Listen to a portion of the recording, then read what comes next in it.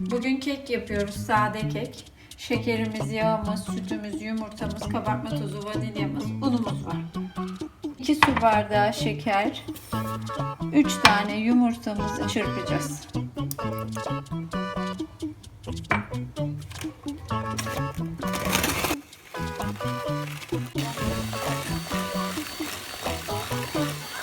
Yumurta ile şekerimizi çırptık. Şimdi sütümüzü ilave ediyoruz. Bu arada fırınımızı 180 derece sıcaklığa ayarladık.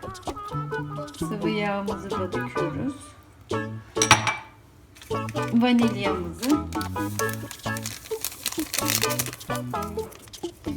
Şimdi karıştırıyoruz. Şimdi bütün sıvı malzemelerimizi karıştırdık. Unumuzu ilave ediyoruz.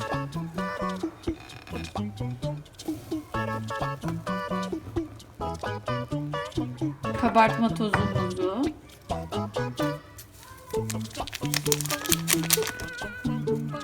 Bütün malzemelerimizi karıştırdık.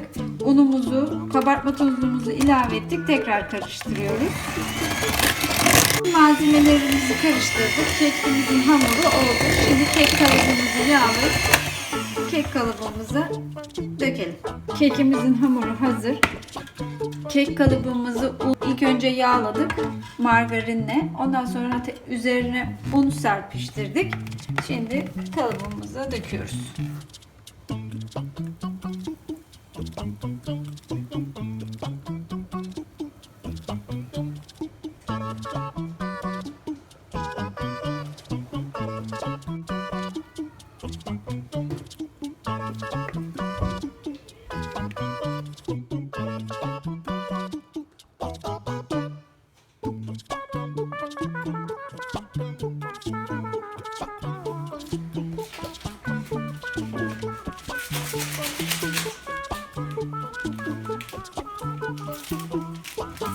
Şu an ne yapıyorsun? Kek mi yapacaksın?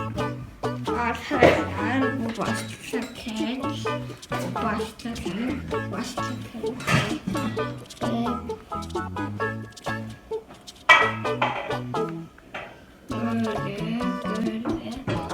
Şu an annem ununu koyuyor.